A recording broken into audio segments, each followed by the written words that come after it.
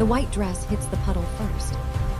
Simone Ibarra is already moving when the August rain finds her, barefooted and breathless. Her wedding gown dragging through the heat rising off Peachtree Street, while all of Atlanta goes about its Saturday night completely unbothered. Nobody stops or stares. Since a black woman running barefoot through downtown Atlanta in a soaked wedding dress at 11 p.m. is apparently not the most urgent thing happening on this street tonight.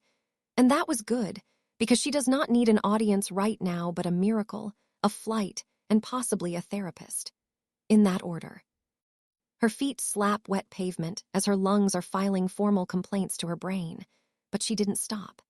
And somewhere behind her, 300 wedding guests were eating catered salmon and doing the electric slide at the Waldorf Astoria's grand ballroom, completely unaware that the bride exited through a 14th-floor bathroom window 20 minutes ago.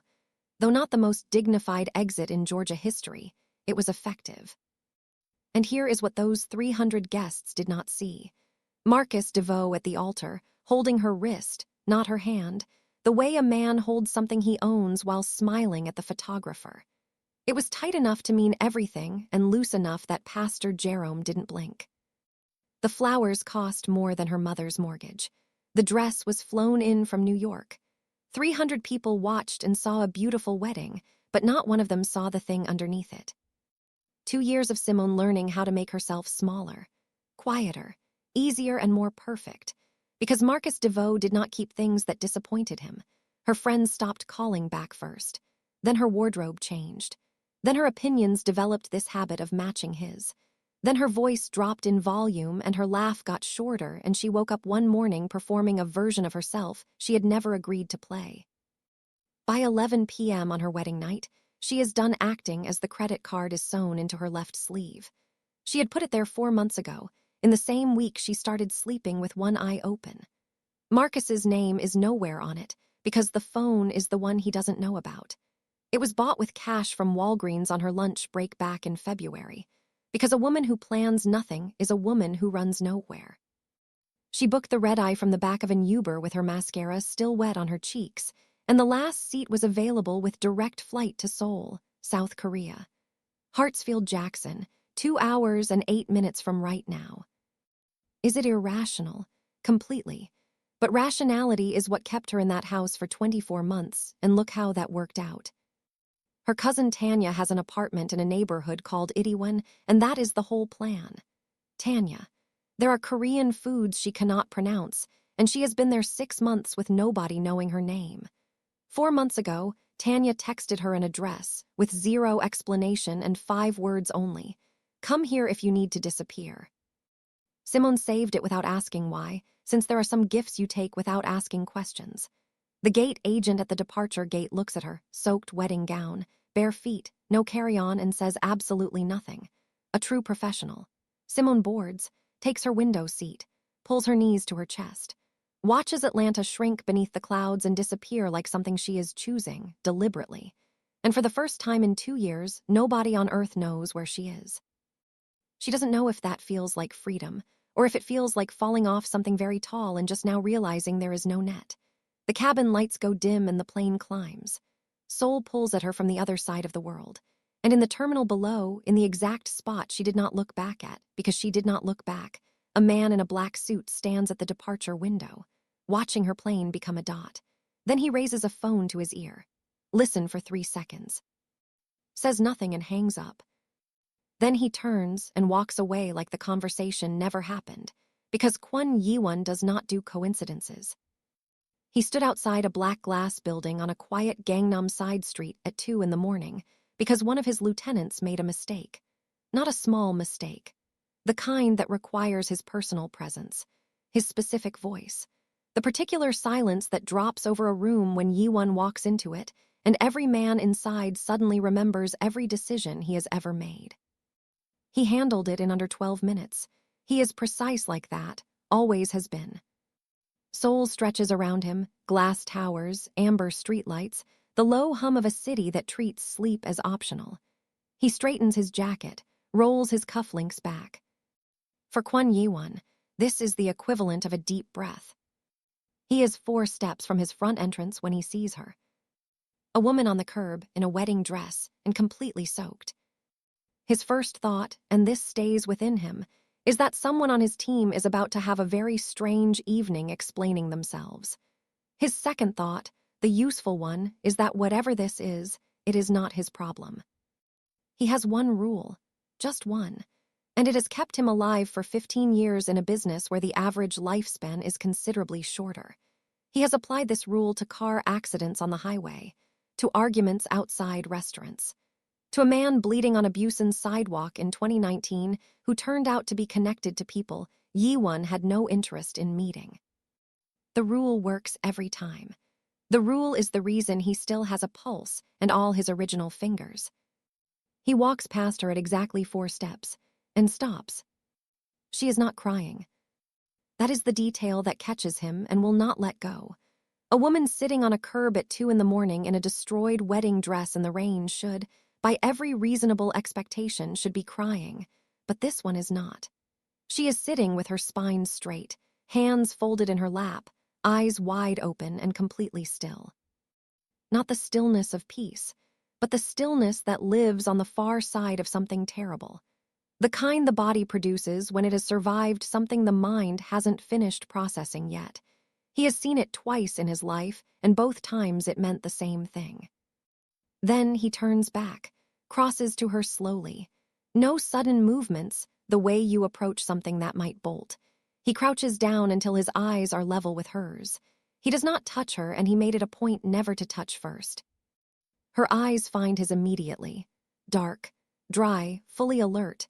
She is not in shock, but she is thinking, running calculations behind those eyes, sizing him up and deciding something he can see happening in real time, which he respects it more than he planned to.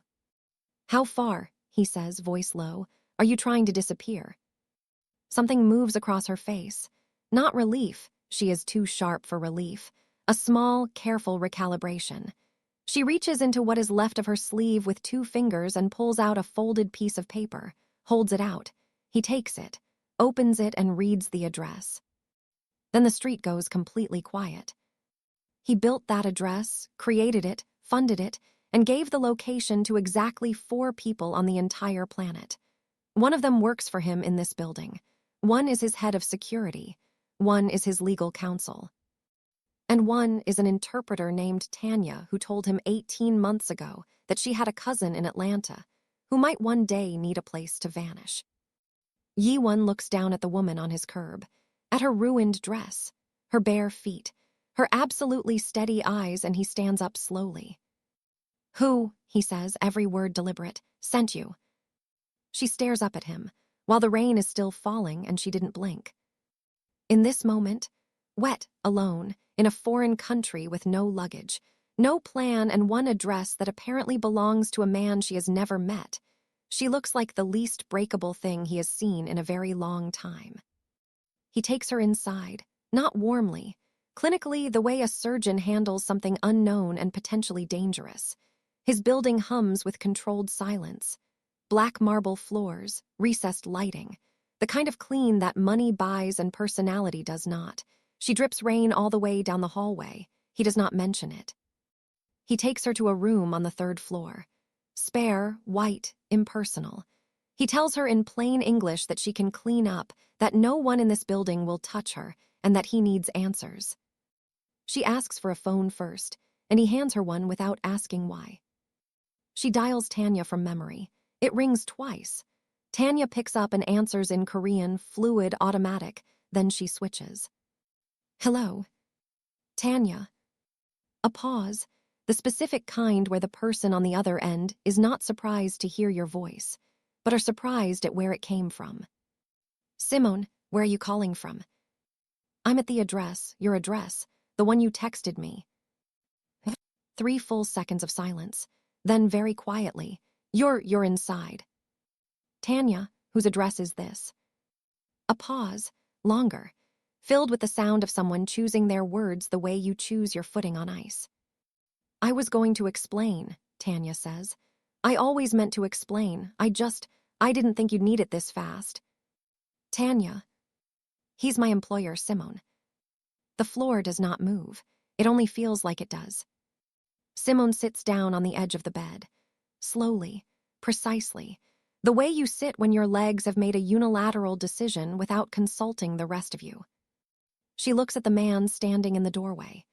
This stranger in his expensive suit in his expensive building who crouched down on a wet curb did not touch her and gave her a phone without asking for anything. She does the math. 2 years. Tanya has worked for him for 2 years. The address was not a cousin gesture.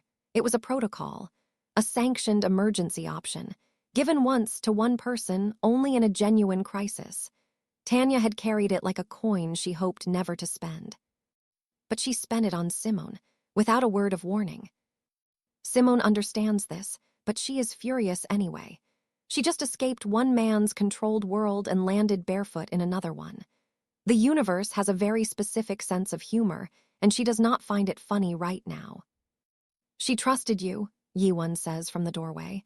His voice is flat, not unkind, just straight, the way a person speaks when they do not see the use in softening facts. With the one address in this city that nobody can reach, that means she believed you needed exactly this level of cover. A tilt of his head. So what are you running from that made her believe that? Simone stares at him. She is looking for the angle. There is always an angle. She has learned this. She is still looking when his security team appears behind him. One man with a tablet in hand and Yiwon takes it. His jaw tightens just barely. He clears the room with a single look. 4 men vanish and the door stays open. He looks back at her. Simone Ibarra, he says quietly. Why does the FBI have a sealed file with your name in it? She doesn't answer immediately. Not because she is afraid. Because for the first time in 18 months, she is deciding consciously, freely, whether to tell the truth to someone who might actually be equipped to handle it. She decides. And then she tells him everything. Not the careful version. Not the strategic version she rehearsed during the long, dark hours on the flight, the one that protects her and reveals only what is necessary. That version requires energy she does not have left. What comes out instead is the real one. The one she has been holding alone for 18 months. True things come out like that when they finally find the right room. With Marcus, the courtship felt like a casting call she didn't know she was auditioning for. Her world got smaller by degrees so gradual she almost didn't notice. First, her friends stopped calling back. Then her wardrobe changed. Then her opinions developed this habit of matching his. Then her voice dropped and her laugh shortened. She woke up one morning performing a version of herself she had never agreed to play. Then the FBI. 18 months ago, a woman named Agent Dana Cho sat across from Simone in a midtown Atlanta coffee shop and delivered 3 sentences that rearranged Simone's life without asking permission. Your fiancé is not who he says he is. We cannot tell you everything. But if you walk away right now, we lose 3 years of work. So Simone stayed. Let that settle for one moment. She stayed on purpose. She was never the woman who didn't know. She was the woman who knew everything and could tell no one. A civilian informant, running intel from inside the relationship, memorizing document numbers, photographing files, smiling at Marcus's associates at dinner parties while Dana Cho's voice lived in the back of her skull on a permanent loop. She was terrified every single day for a year and a half. She got very good at not showing it. She was, in her own quiet way, the most dangerous person in that place tonight. She ran tonight because Marcus's eyes changed at the reception. Not his face, just his eyes. A small, cold shift, like a light going off behind them. Something in Simone's body recognized it before her brain did. She had 20 minutes, so she moved in 15. Yiwon does not move while she talks.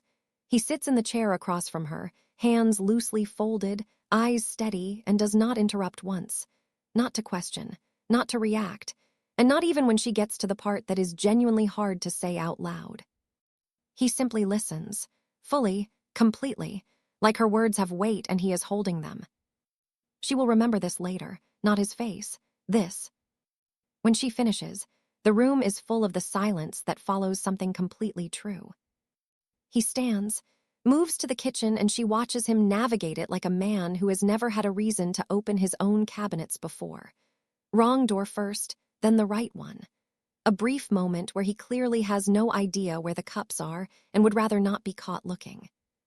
This man who commands 12 people and owns this entire building has absolutely never made anyone tea in his life. He makes her tea. Korean barley tea, boricha, roasted and warm, the color of late autumn.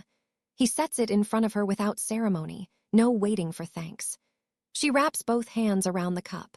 The warmth moves from her palms up through her arms and into the space in her chest that has been cold for longer than she can accurately track. She looks up. You already knew Marcus's name before tonight. Not a question. Before I said a single word, you already knew. He doesn't reply, and that is its own answer. Who are you really? His mouth opens. Every phone in the building goes off at the same time. Not loud, but everywhere.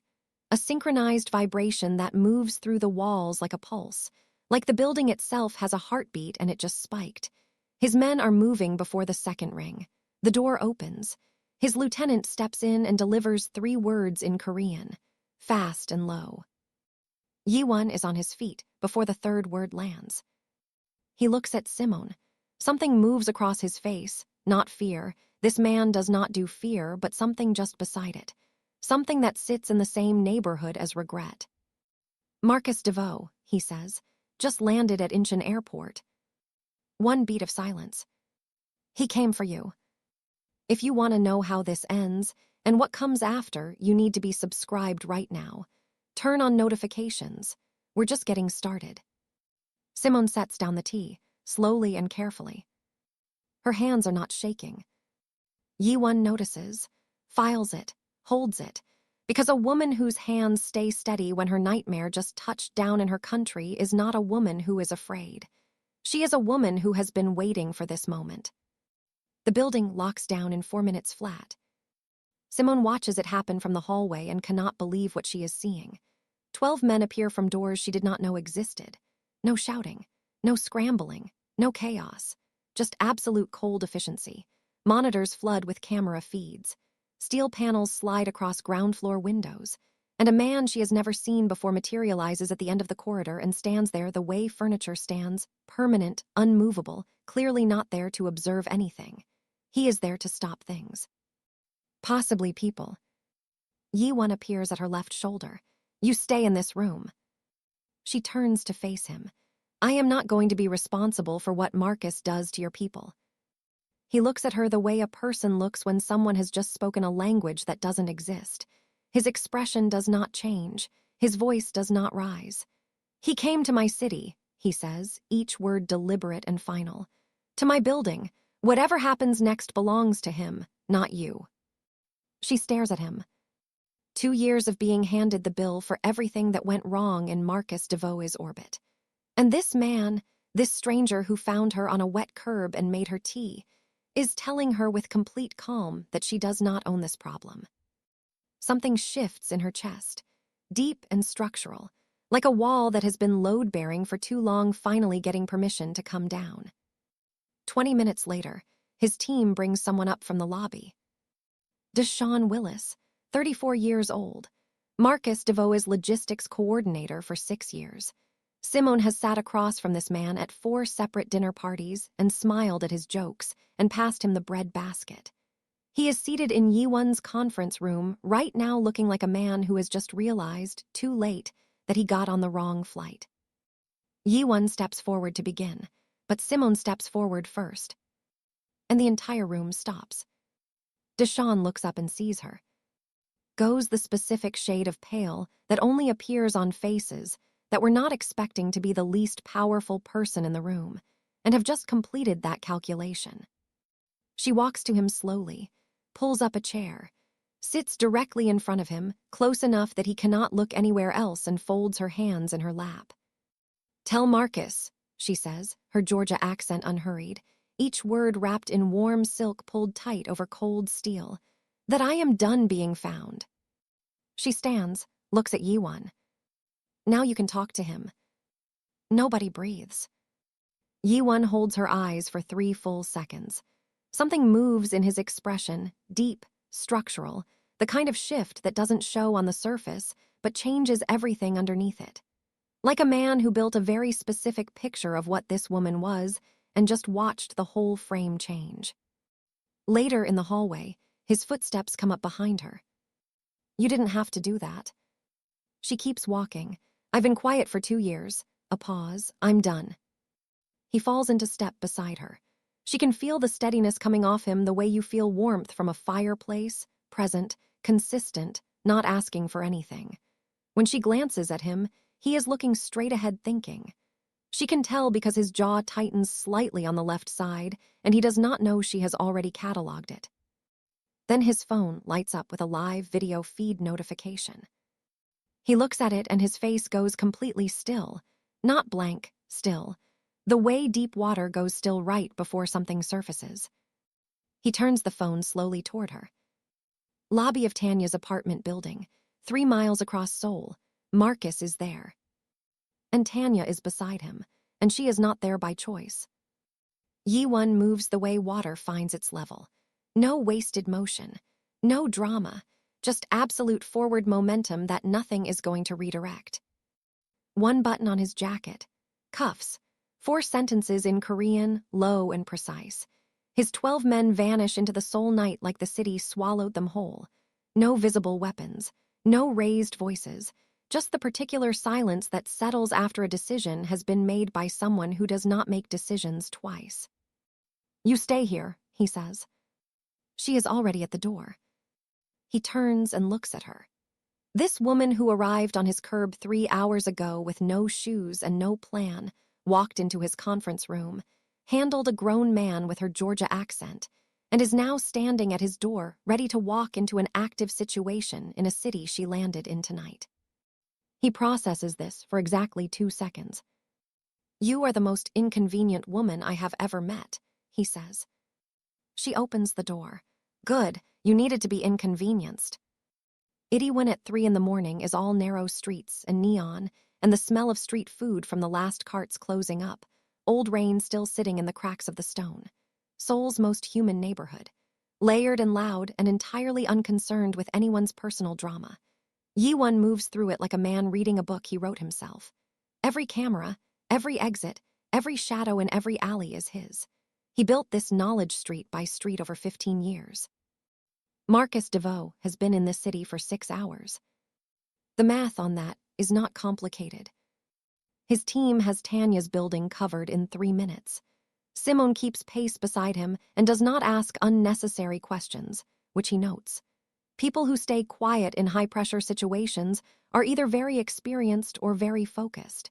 He is not certain which one applies here and finds, against his own preferences, that he is curious. They find Tanya in the stairwell on the 2nd floor, wrists marked, jaw tight, eyes blazing with a fury so specific and so recognizable that Simone sees it and almost laughs even now, even here, because that is the Ibarra look.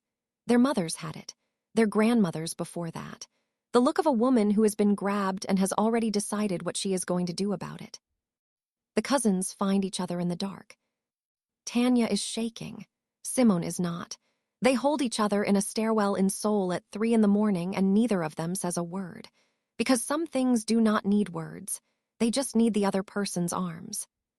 Over Simone's shoulder, Tanya looks at Yi-won. 2 words, silent, "I'm sorry." He shakes his head once. Marcus is cornered in the lobby by 3 of Yi-won's men, still in his wedding reception suit. Looking like a man who is beginning to understand that the world he just walked into does not operate by any rule he has ever used. But Marcus DeVoe did not get where he was by panicking in lobbies. He looks at the men holding him, measures them, then very deliberately straightens his jacket, as though he chose to be standing here, as though this is a room he walked into on his own terms. One of Yi-won's men steps forward. Marcus moves first. A sharp pivot, an elbow, and the man goes down hard. The second guard reaches for him. Marcus drives him into the wall with a force that rattles the frame of the lobby door. For one real, ugly moment it looks like he might actually make it to the exit. Yi-won steps into the center of the lobby. He says one word in Korean, quiet as a closed door. And everything stops. Marcus looks at him across the room, breathing hard, collar torn, one guard down, and understands, finally, completely, that he has miscalculated every single variable in this situation. That the city he landed in 6 hours ago does not belong to him. That the building he walked into tonight was not a destination. It was a trap he built for himself step by step all the way from Atlanta. Then he does the one thing he has always done when he is losing. He looks past everyone and directly at Simone. You think he's different? His voice is still measured, almost gentle, the tone he used when he was explaining to her why something was her fault. You think he's safe? Ask him what he does to people who become a problem. Ask him how many of those conversations end well. The lobby is completely silent. Simone does not look at Marcus. She looks at Yiwon. I know exactly what he does, she says. She crosses the lobby and steps to Yiwon's side. Deliberate, unhurried. She faces Marcus from that position and does not move. Marcus's face, controlled, polished, always performing, cracks. Just at the edges, just enough. It is the first true expression she has seen from him in 2 years, and it is the one she needed. He does not know how to hold this. A woman choosing the man across from him, on purpose, in front of everyone, without hesitation. He never built a move for this. He never believed he would need one. He is taken and handled, and she does not watch. Outside, the alley is quiet. Seoul sits above the rooftops, lit gold and enormous, utterly unbothered. Yiwon stands beside her and does something she has not witnessed once in all the hours since she landed in his life. He exhales, long, slow, complete, like a man releasing something he has been carrying for a very long time and finally has permission to put down. They walk, neither of them plans what happens next. His hand finds hers in the dark. Not a gesture, not a moment. An instinct, the way a hand finds a wall in a dark hallway. He does not let go. She does not pull away. They walk like this back toward his building. And then he says they need to sit down. That there is something she needs to hear. That his team found something tonight while she was on that plane. Something that goes back much further than Marcus DeVoe. Much further than 2 years. She stops walking, looks at him. He holds her eyes. It's about your mother. He sits her down, takes one breath first, measured and deliberate. She watches him do it and understands immediately that this is not a man who takes unnecessary breaths. This is a man who has just decided to say something he cannot unsay, and he is giving himself exactly 1 second to be sure. What do you know, he says, about your mother's work? She was a translator, French and English, corporate work mostly. A pause. She died when I was 9. She was a translator, he says. That part is true. What his team uncovered goes back 26 years, before Simone's first memory, before her mother's name appeared in any American database. Adiz Ibarra moved from Lagos to Atlanta and built a quiet life with a language degree and a daughter she loved without limits, and a second life that ran underneath it like a current nobody on the surface could see. She was a bridge, a human connection between 2 organizations that had no common language and needed one badly enough to pay for it. She moved information, protected people, kept a secret for 7 years that was worth more to certain parties than her continued existence. Until Marcus DeVoe's father decided the bridge needed to come down. The car accident that killed Adiz Ibarra when Simone was 9 years old was not an accident. The room temperature does not change. But Simone goes cold from the inside out, a slow, spreading cold that starts in her chest and moves outward to her fingers. She sits very still and stares at the table and hears 26 years of a story rearranging itself into a shape she does not recognize, cannot argue with, cannot unhear. Marcus found her deliberately, Yiwon continues, voice even and low. Not through the FBI, they arrived later, following their own thread. Someone else arranged the introduction. Someone who wanted to know what Adiz told her daughter before she died, what she might have passed on, what Simone might be carrying without knowing she was carrying it. I was 9 years old. Her voice comes out thinner than she means it to. She died when I was 9. I know. She was my mother, harder now. I know. He stands, moves to the kitchen, The right cabinet this time, he has learned. The quiet sounds of cups and water and the small domesticity of it is so completely mismatched to what she just heard that it almost makes her laugh. Almost. A man like this, in a building like this, making barley tea, while she absorbs the fact that her entire life was built on top of a secret her mother died to protect. He sets the cup in front of her. Same cup, same warmth. She looks at it, looks at him. And 26 years of tears arrive without asking permission. Quiet, steady, nothing like crying in the movies. These are old tears. They belong to a 9-year-old girl who stood at a graveside in Atlanta in a black dress that was too big and believed, completely, that it was an accident. He sits beside her, does not touch her, does not speak, does not try to fix it or explain it or move past it. He just stays. She never told me, Simone whispers. She was protecting you, a beat, same thing. 3 days later, Simone is still in Seoul. The official reason is the FBI debrief. Agent Dana Cho flew in from Atlanta 48 hours ago. There are statements to give, documents to sign, a legal process that requires Simone's physical presence and full cooperation. This is completely true. It is also not the whole story. Simone knows this, and she does not examine it too closely. She walks the city alone, every morning before it finishes waking up.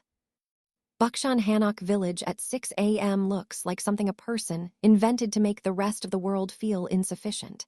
Tiled rooftops in the early gray light. Stone pathways that have held 500 years of footsteps before hers.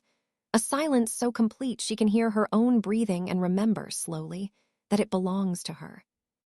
She moves at whatever pace she chooses. This is still new. Namdaemun market mid-morning. A grandmother with a cart full of tteokbokki takes one look at Simone, makes a decision, and presses a paper cup into her hands with the energy of someone who has been waiting all morning to feed exactly this person. Waves off payment before Simone can reach for her wallet, returns to her cart and does not look back. Simone sits on a bench in the middle of this market, in a city where she does not speak the language, surrounded by strangers who do not know her name or her story or what she survived last Tuesday. And feels, without being able to fully explain it, completely seen. The Han River at sunset is where he finds her. She hears his footsteps on the boardwalk before his voice arrives. She has already cataloged the sound of them. Apparently, her brain decided to do that at some point without asking for her input. He sits beside her. The distance between them has been quietly narrowing since the night in the alley, and neither of them has commented on it, and both of them know. Seoul stretches across the water in front of them. Gold light and reflection, big and indifferent and beautiful. They sit in silence for a long time, the comfortable kind. The kind that people usually spend years building. They built it in 72 hours, which is either a testament to what they went through together or a sign that the universe was tired of being subtle. Probably both. He tells her something small and true, that his father brought him to this river when he was 7, before everything in his life became complicated. It was the last day he can remember feeling like a person without a job description. She tells him something small and true back, that her mother sang to her in Igbo every night until she was 9, that she has been trying to remember the exact words for 26 years, and recently started thinking that maybe the words were never the point, that maybe just knowing the song existed was enough. He looks at the water when she says this. Something in his jaw goes soft. "What do you want?" he says, "when all of this is finished? The statement's the case, all of it." Simone thinks about Atlanta, the apartment that was technically hers and never felt like it. The dress is in an evidence locker somewhere. The version of her life built entirely around surviving a situation she volunteered for, which, when she says it like that, is a sentence she really should have examined sooner. "I want to know what my mother was protecting," she says. "What she actually died for. I want to look at the whole thing and know whether it mattered." A pause. Then we find out together. Together. One word, sitting between them like a door that just opened in a wall neither of them had planned to put a door in. She looks at him sideways, You understand this is completely insane, right? He almost smiles. For Kwon Yi-won, almost smiling is the equivalent of anyone else falling out of their chair laughing. You ran from your wedding, he says, in a white dress, with no shoes, booked a flight to a country where you do not speak the language, ended up on my curb at 2 in the morning, walked into my conference room and handled a grown man before I could open my mouth, and are now sitting on the Han River asking me if things are insane. A pause. We passed insane 3 days ago. We are somewhere new now. She laughs. Real, full, unguarded and unscheduled, the laugh of a woman who forgot she owned it and just found it in a coat pocket. He watches it happen the way people watch things they did not know they needed to see. Like a man standing at a window when the sun comes out, not moving, not wanting to. Her dress is in an evidence locker in Atlanta. Marcus DeVoe is in FBI custody heading toward a federal case that has nothing to do with her anymore. Tanya is 3 miles away in her real apartment, texting Simone approximately every 45 minutes because some cousins express love through surveillance. Dana Cho has everything she needs. The case is closed. And Simone Ibarra, who left everything she knew, crossed an entire ocean in a ruined wedding gown, and somehow ended up in the exact right place, is sitting on the Han River next to the most dangerous man she has ever met in her life. Feeling, for the first time in years, exactly like herself. But here is what Simone does not know. Her mother's song, the one she cannot fully remember, the one Adiz sang in Igbo every night until the night she couldn't anymore, was not just a song. It was a cipher, a memory device, something Adiz built into her daughter's earliest years the same way she built the credit card into a sleeve, the same way she built everything quietly, deliberately, with no explanation. Because explanations could be taken from you. Memory could not. The word Simone has been reaching for across 26 years. They are directions. And the people who have been waiting, not for Marcus, not for the FBI, not for Yi-won, they have been waiting for the moment Simone finally stopped running long enough to remember them. That moment is right now. They know she is on this river. They know who is sitting beside her. And somewhere in the city around them, a phone is already ringing. Her mother's secret was never about what Adiz knew. It was always about what she gave her daughter to carry. And Simone has been carrying it her entire life, without knowing the words. Part 2 is already written. Subscribe and hit the bell because what Simone remembers next changes everything that came before it.